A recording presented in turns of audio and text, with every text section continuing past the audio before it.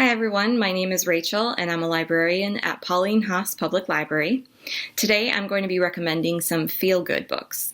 These are books that should provide you with a little bit of an escape from life, at least for a little while, because I think that's something we could all really use right now.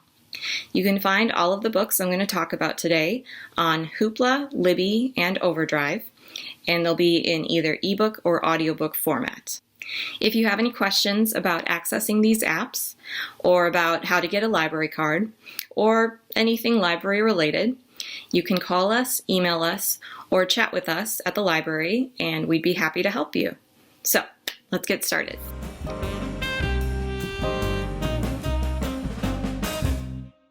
So the first book I'm going to talk about is The Little Paris Bookshop by Nina George. It's the story of Jean Perdu, who owns a floating bookstore on the Seine River in Paris, and it's called The Literary Apothecary.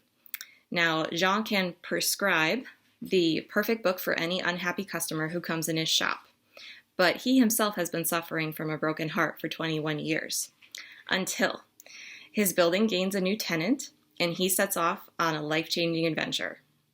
So, if you need an escape from your house, and honestly, who doesn't? Check out this book and enjoy an uplifting and heartwarming journey to Paris. Where'd You Go, Bernadette by Maria Semple is the story of Bee, a teenager whose anxious, eccentric, and brilliant mother, Bernadette, goes missing one day before the family's cruise to the Antarctic. What follows is a hilarious caper as Bee and her father follow a breadcrumb trail of emails and invoices to solve the mystery of her mother's disappearance. So, Maria Semple was also one of the writers for the TV show Arrested Development. So if you're a fan of that show, you probably want to give this one a try. Get a Life, Chloe Brown by Talia Hibbert is a heartfelt, fun romance with an unforgettable heroine.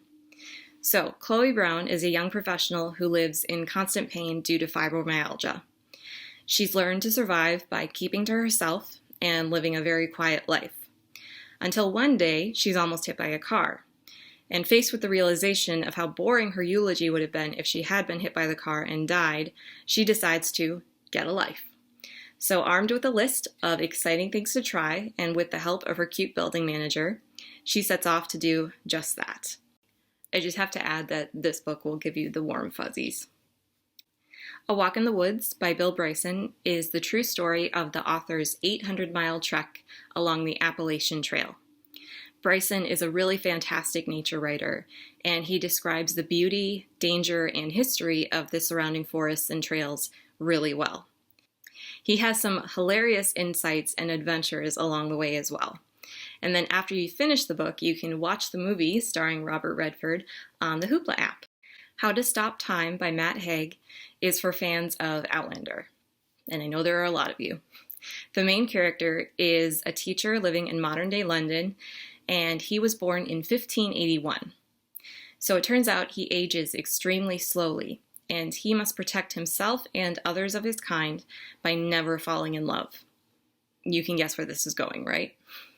So this is a sweeping, romantic story about time and meaning, and how quality of life is much more important than quantity. The Happiness Project by Gretchen Rubin is a nonfiction book about the author's year-long quest to, you guessed it, be happier. She takes instruction from science, popular culture, and conventional wisdom to help her achieve her goal. Not only does she succeed, but her book outlines how you can do the same. And that's it. I hope this video encourages you to check out some books that might make your day a little brighter. And if you have any recommendations for feel-good books, definitely let us know in the comments. Until next time, take care, love your library, and be safe.